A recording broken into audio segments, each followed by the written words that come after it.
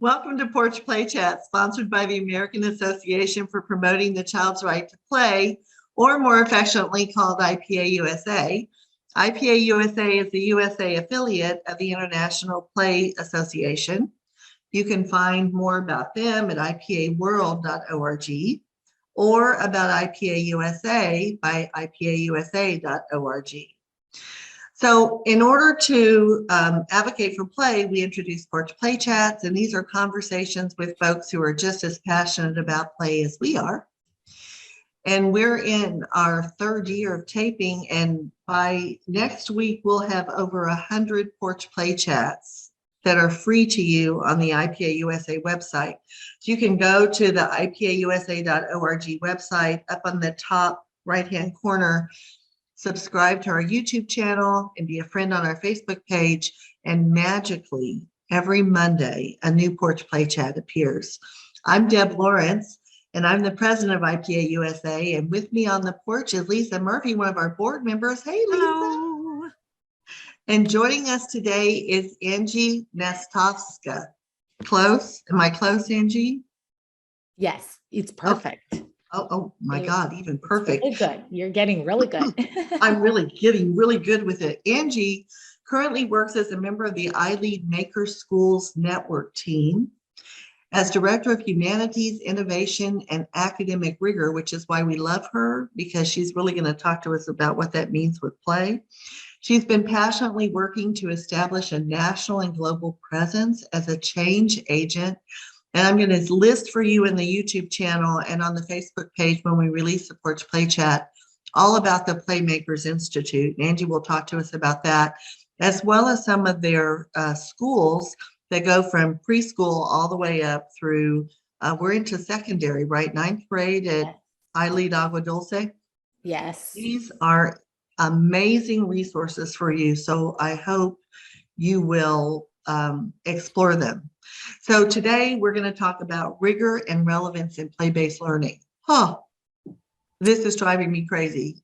And in the part that we were talking before we started the Porch Play Chat, why our heart rates are already our heart rates were already like, and I have to tell you, so Angie, I want you to repeat that little bit first, but I do want to say that in the Build Back Better plan that President Biden was promoting, I sent a letter to the White House from IPA USA saying, one of the dangers of having universal pre-K paid for is the type of the quality of the experience with young children. Hello, Vanderbilt study.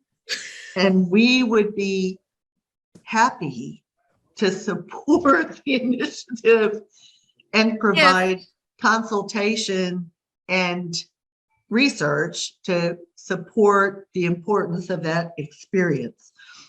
And I got back, the standard, thank you for your blah, blah, blah.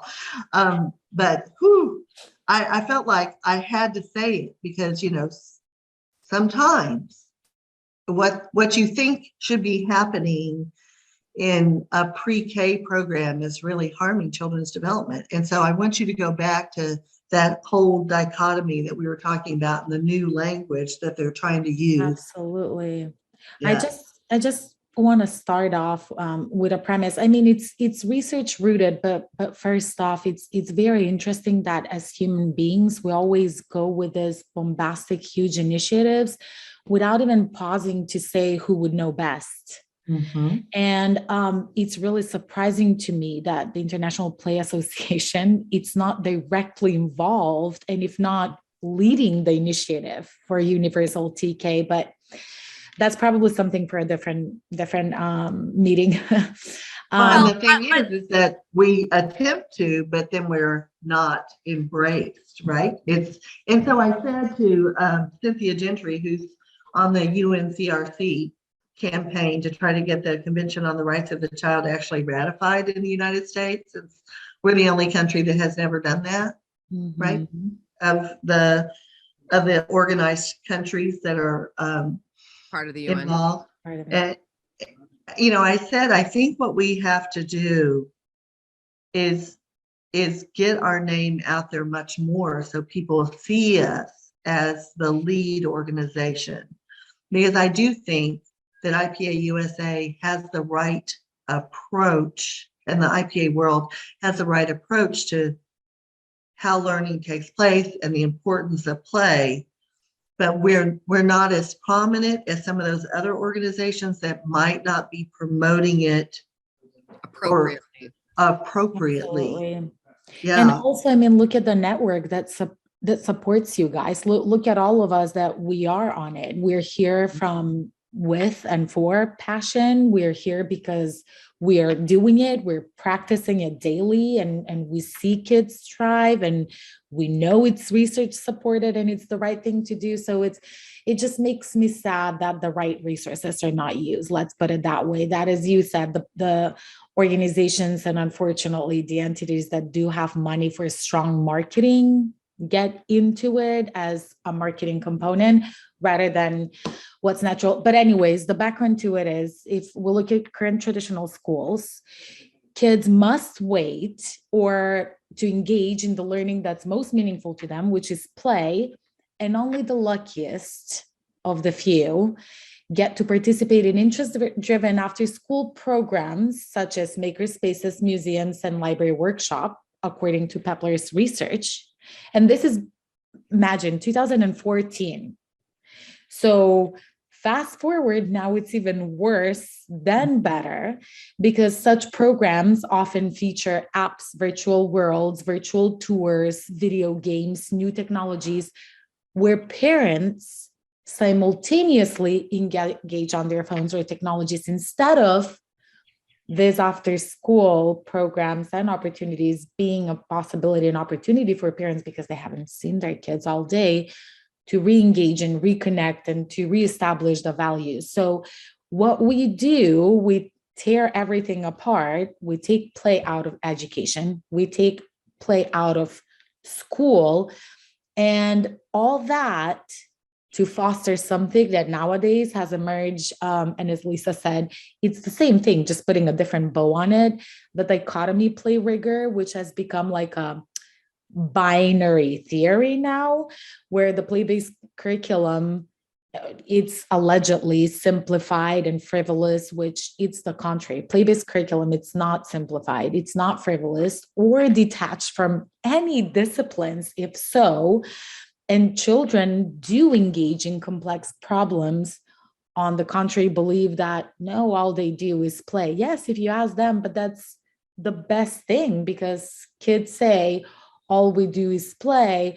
But if we as play-based educators try to put the right verbiage and the wording behind what's happening, is we are the guides on the sides, or we are the partners that have possibly an agenda in the background, but we don't force feed a child a pen or a pencil or math manipulatives when they haven't even started playing with Legos yet, and when their muscles for fine motor movement haven't been developed yet.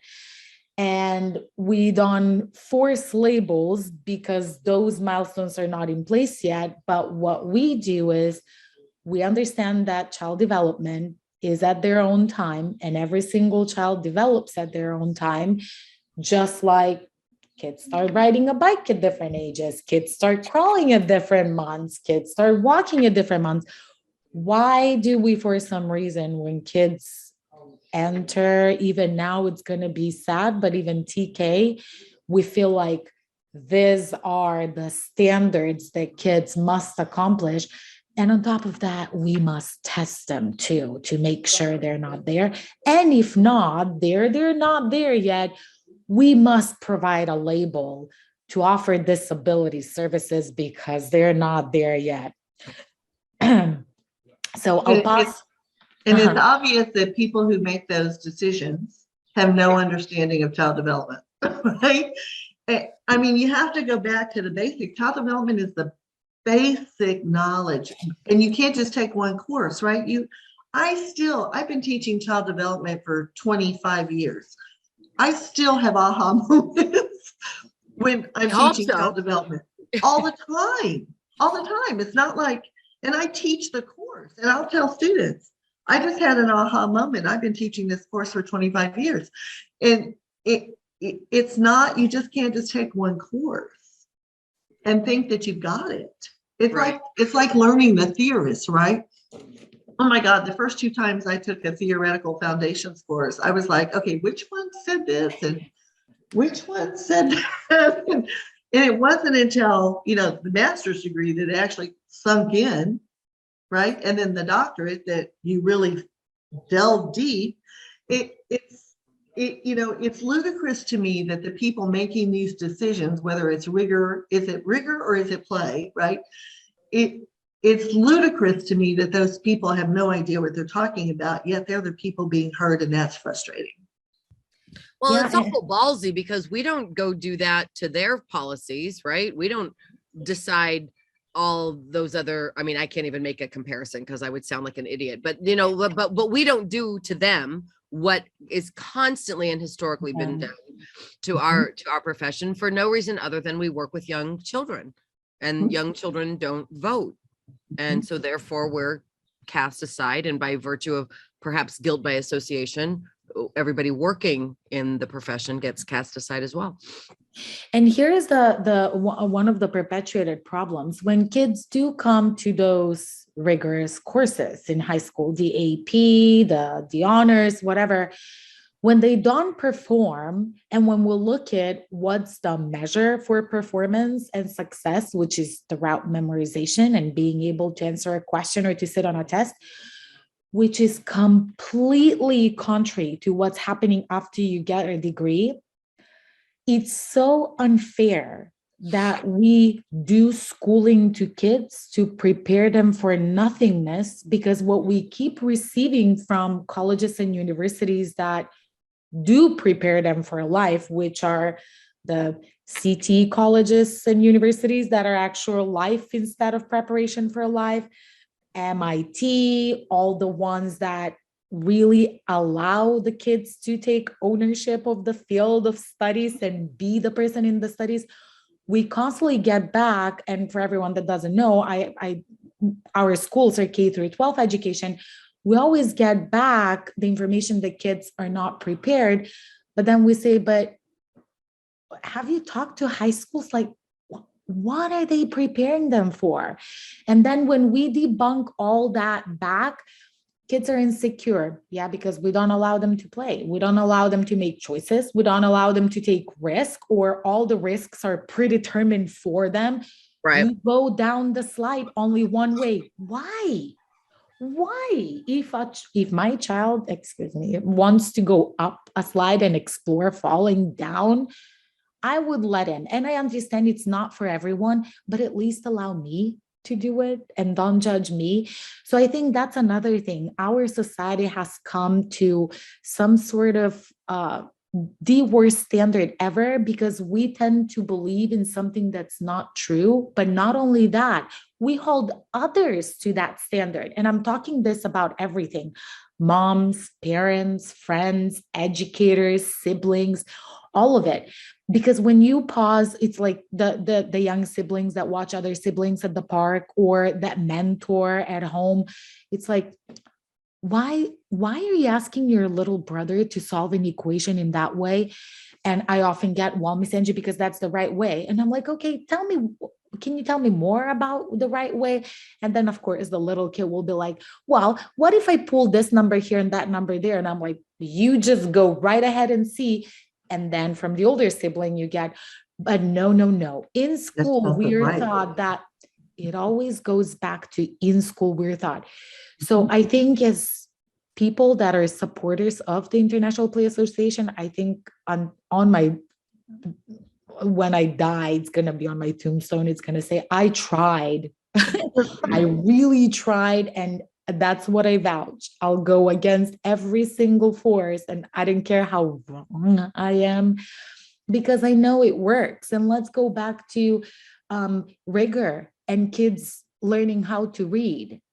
If you do a comparison of programs that go unit by unit for every letter, and if you go with programs like zoophonics and playful exploration of all sounds and letters instead of pushing it down to kids, our kids start blending on their own. And it's a discovery process because it's the natural way to get there.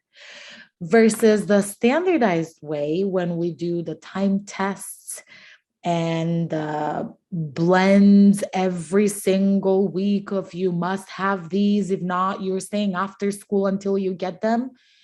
You'll see at the end of the year how many of those kids end up reading and whether they like reading. I was just going to say, way to make a bunch of kids who hate books. Exactly. And then if you ask the kids that say, I'm not a math person, I'm not a ELA person, if you try to go dig deeper into why, you'll see that the reason is always there's one way to solve this. There's one way to read this. There's one way to, or, these are the three ways and it must fall in within those three. No. It's so ironic that, and I want to go back to what I said earlier. I don't think people are intentionally harming children. I don't think they make these decisions intentionally. They make them because they don't have the deep understanding of child development, right? So they're making these because they think it will fix things instead of if I have children that are hungry in my classroom, they're not going to learn anything. So I need to provide sources of nutritious food in the classroom so children aren't hungry and they can learn, right? And this just recently came over the news feed that Wisconsin decided that it was inappropriate to spoil children by giving them 3 meals a day. And so they cut funding for some of the Wisconsin. They cut funding for school programs, food programs. And I'm like, because they didn't want them to get spoiled by having.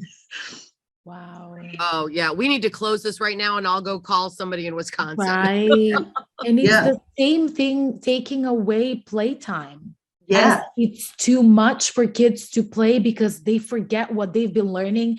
Yeah, just take all the developmentally appropriate things and just shove them in a bench to learn more. And you're right, though, Deb. I really want to step back. And as someone that has gone through a lot of schooling as well, I must say that it's such a pity that just like you, I waited until my graduate degrees, my master's and my PhD, to actually enjoy learning. Because I think for the majority of the graduate programs are what learning should be. You choose your path, you dive deeper into what you want, you have professionals to guide your journey, you're required to do field work, engage yourself, immerse yourself with your passion. It's like, why not all learning mimics that?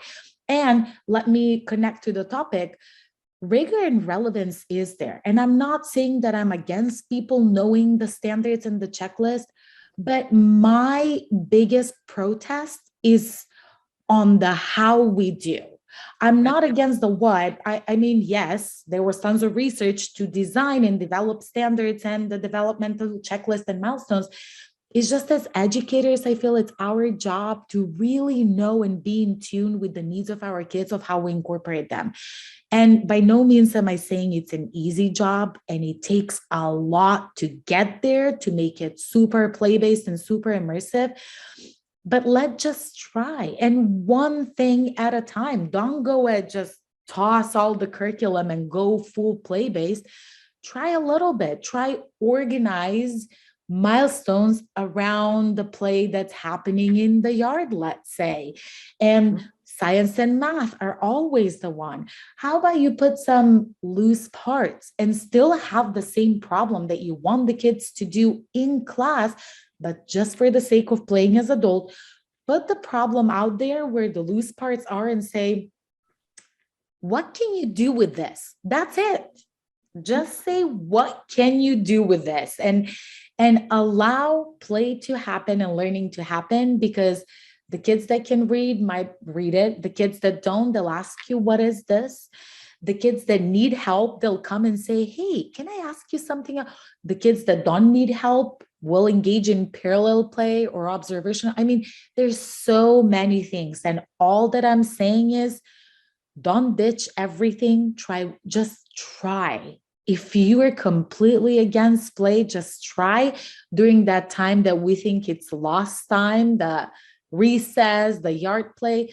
Go and play with kids and see what's going to happen. The same thing with reading. I mean, take bits and pieces of different types of print, scatter them around the yard or like randomly post them around. And also open-ended question.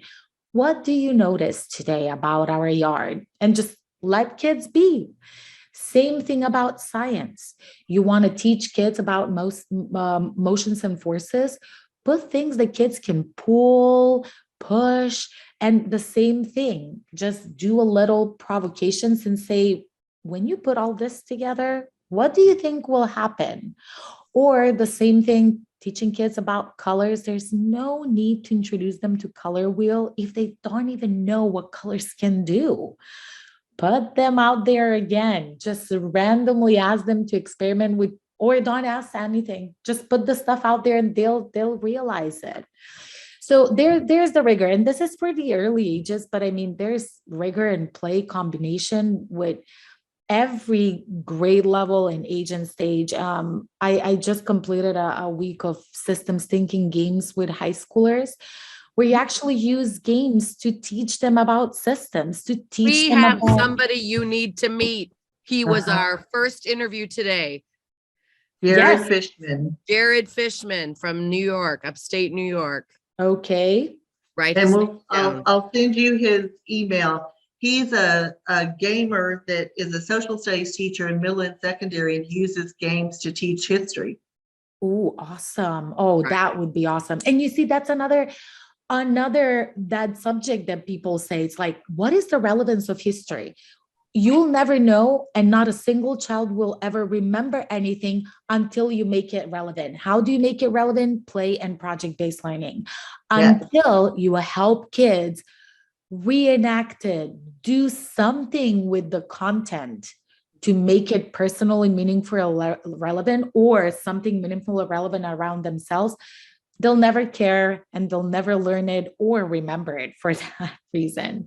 Well, you remember back in elementary school when they would do these things, they don't do them anymore, but in elementary school, we would have some historical thing, like, and so, and the whole school would be involved, right? And you played outside all day, going to all these different parts of this historical reenactment that different grades had put together.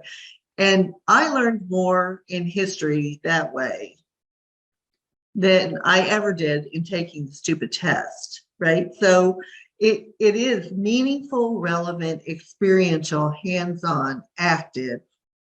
And what does Maxine Green tell us? That you're not going to learn it if you're not interested in it.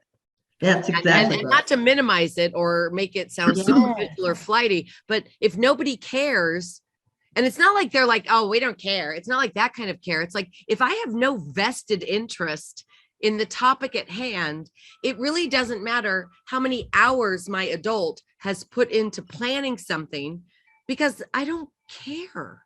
I don't care. It's not relevant or meaningful. But if you have been paying attention to my play or having conversation with me, and you learn about the things that I'm interested in, why would we not use that then as the springboard instead of something I think I'm supposed to be teaching them about? I don't know. Sometimes I just bang my head against the wall because I don't understand why we think it has to be complicated in order to be meaningful and relevant. Well, and the other thing, I always say this to my students in my classrooms and in my sessions with early childhood professionals and with my work with principals. Do you want classrooms where teachers teach, or do you want classrooms where children learn? Because it's very different. Yes. Say that again. Say that again. Do you want classrooms where teachers teach, or do you want classrooms where children learn? Because they look very different. And, you know, it doesn't matter. They would always say to me, well, we want classrooms where children learn. And I said, okay, describe that classroom to me. And once you can once you piece that out, and I show this amazing video from the teaching channel, skip counting with kindergartners. The teacher is amazing. And again, she's teaching a math lesson, but children are working socially. They're working with loose parts.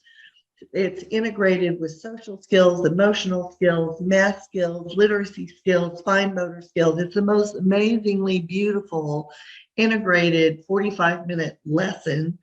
And she goes around and she's observing, and she can assess where every child is academically in math, socially, emotionally, problem solving, critical thinking, just by the way they're participating with those loose parts. And when I show that to principals and I say, what about this classroom did you like? And they just, oh my God, the kids were so active and so engaged, and they were really asking questions, and she could figure out where they were. And I said, better than a worksheet, right? Better than a worksheet.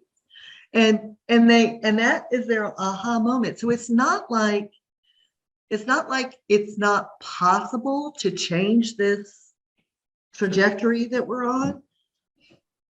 It's just that we have to be better, I think, at articulating what it is that they want to have accomplished, right? You always go with, what do you want, right? What do you want to happen? And then here's is the way you've been doing it working? And they'll all say no. Then what do we need to do to shift that trajectory? And then they're more open to starting this conversation of get rid of all the worksheets and bring in materials. And it's always about adults getting out of their own way. I mean, we've been programmed by society for all these years and ages to act, behave, and appear, show up in a specific way, especially as a teacher. So now we have to do so much decoding as adults. And one action step that I would ask everyone, if you get anything away from this, whoever is listening, if you're not there yet, it's okay not to be there yet, but try. Just try, because risk taking, it's scary for adults. For kids, not so much, but they feed off of our energy. If we present ourselves as the knowledge carriers, as the helper, the one who knows all, the one who has all answers, guess what kids would get used to? Exactly that. If we present ourselves and show up as someone that's facilitating processes, that's not afraid to fail, that laughs at mistakes and learns from them, that offers opportunities for purposefully failing forward, then guess what kids would get used to? It will become a part of the process. So please try. Just try that. It's not easy. No one says this. Yes, it is messy. It's just, let's get away of our comfort zone, unlearn a little bit of what we have learned, and get away from our own routines and try it for a second. And Deb, here's what I always use an example. My last years of preschool teaching, it's like I got to that stage because kids were ready. They wanted to. I taught division and everyone's like, yeah, that's bogus. No, it's not. I needed to teach a social skill because I thought a lot of kids are fighting over just one thing. And I'm like, all right, let's input division in there. So I started telling them this story about a forest and hungry squirrels. And then I put like gumballs in the middle and I said, we're going to pretend they're acorns. And first I started with 2 squirrels. Then I got more complex. And that was also a natural process. First I had 25. All of my class was there. They're like, yeah, she's going to get 2 and she's going to get 2 if there's 2 squirrels. As I keep adding squirrels, you'll see that by the time I make 12 squirrels with 24 acorns, I only had 7 kids, but that's okay. Because the kids that were ready for division with just 2 squirrels and 4 acorns were there. They learned it. They didn't learn, whatever. They got exposed to it. Fine. They left to play with something else. But later on, that, as you said, because it wasn't a lesson that was in isolation, it was a game. It relied on social collaboration themes. It relied on language usage. It relied on teaming. It's like the entire package of play.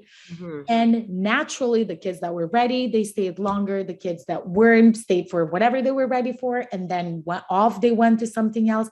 But later on, all of them used the analogy of the hungry squirrels. We go on the playground when there was only one ball. They're like, what would the hungry squirrels do? My God.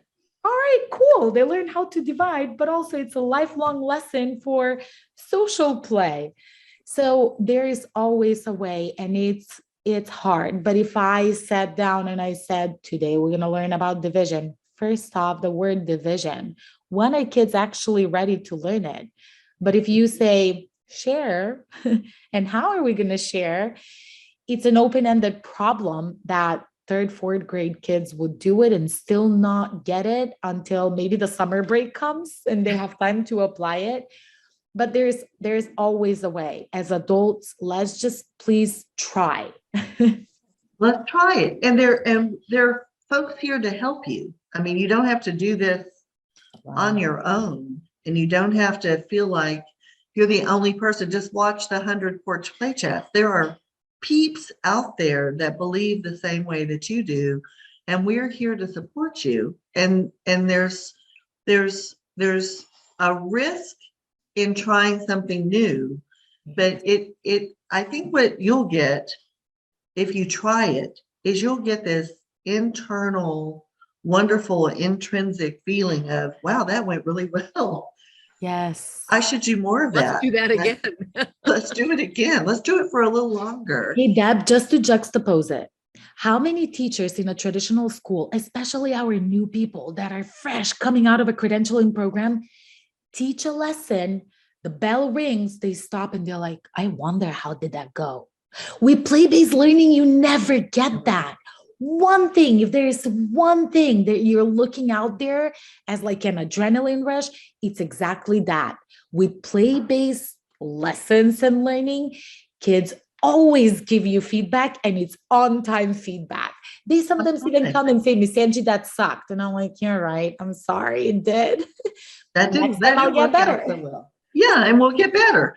And one last thing, because I know we're running out of time, but another thing that I think is really important for us to focus on. So, I teach child development in the fall and in the spring, right? And I teach all my courses in the fall and in the spring, and I've done that for years and years and years. But I have a framework, here's the competencies we have to meet, here's some resources, blah, blah, blah. But I go into it with the KWL question, right? What do we know? Like, I'll do Monday. What do we know about how language develops? What do we know? Because that's our unit this week is language development of toddlers. What do we know about language development? And what can adults do to support language? Those are the questions I start with. And what more do you want to know about language development, right? And so it's that whole, where are you, right? Yes. This little group of peeps that are in my course, where are you? And they told the most amazing stories about language. And some of them are bilingual, and some of them English was their second or third language. And they're talking about their experiences and what was important to them, and how some of them immigrated from Mexico, and they were not allowed to speak their home language because in their culture it was to learn English, but now they can't talk to their grandmothers in the language that she knows, and what that felt like. And so we were able to take their experiences, and I was able to build in language development and the importance of culture and bilingual, by working with bilingual children, all in the context based on their own experiences. And they will remember that lesson, right? They'll remember that 55 minutes because it wasn't a PowerPoint and it wasn't a video. It was taking where they were and webbing all that stuff together and giving them the language development that they needed. John Dewey would be so proud of you. Well, I just wanted to say, as a student in one of your classes, I mean, I haven't taken yours, but thank goodness I've had mentors like you.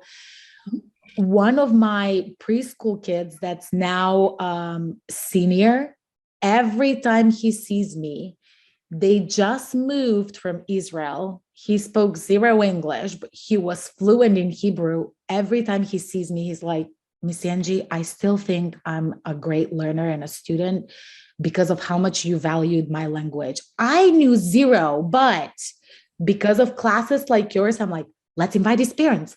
How about we are learning about shape? Bring book in Hebrew about shapes.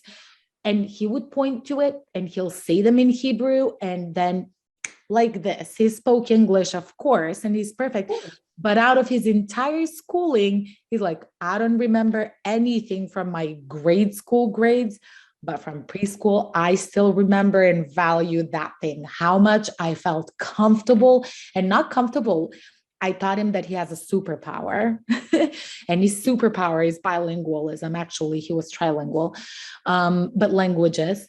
So he embraced it instead of feeling bad about it. And I said, look at me, I have an accent too, and I'll never lose it. But I was ashamed and made Phil to be ashamed.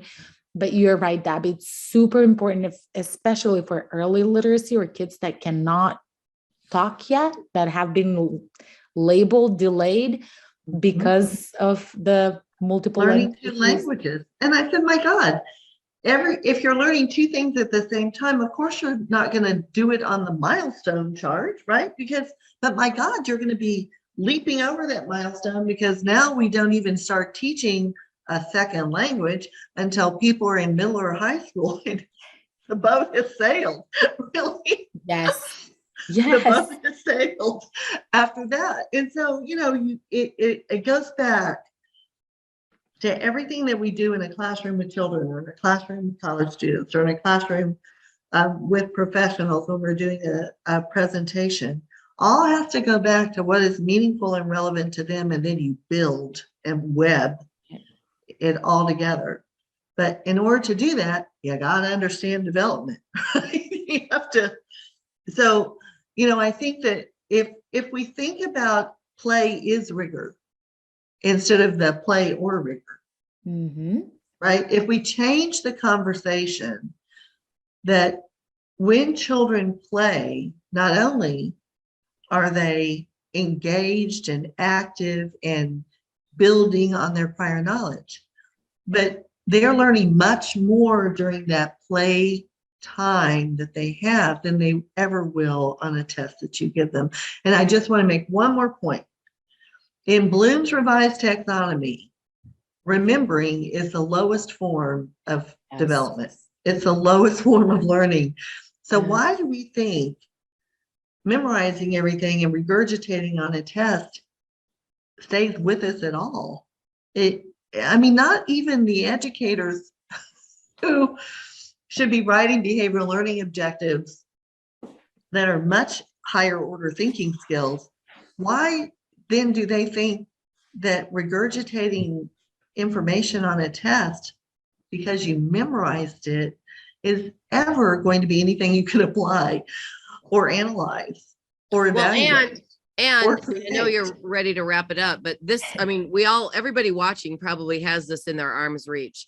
So that idea of recall and regurgitation, like, hello, talk about a ship that sailed. I have access right here to it. What am I doing with the knowledge and the data and the information? How am I processing it? How am I using it to solve problems? And a lot of people make that point in their workshops and in their books and in their writings is it's not the access and the recall. Everybody's got that. Another action step or call to action. Do we want to create kids that are consumers or creators?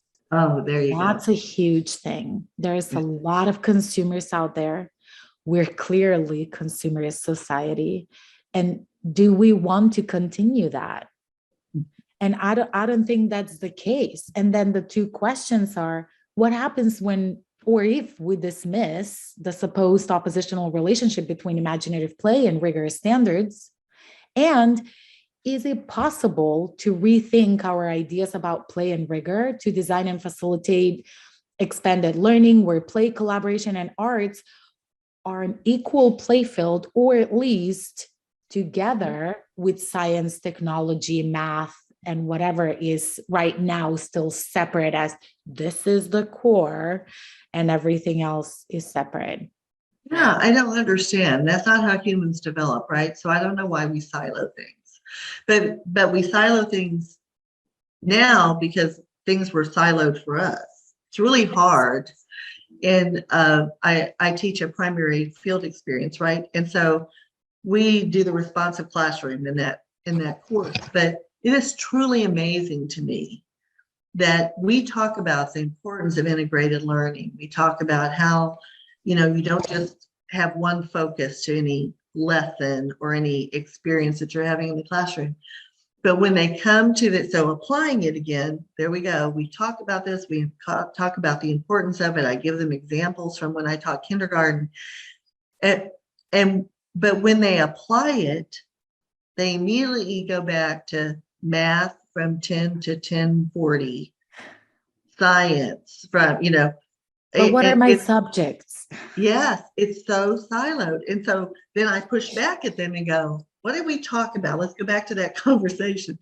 And then they do it again and they do better. But sometimes you have to try it, risk it, and practice it. I agree. And as proponents for play, it's our job. Instead of getting upset, I'm like, all right, next time better, and keep trying, because if we don't, who will?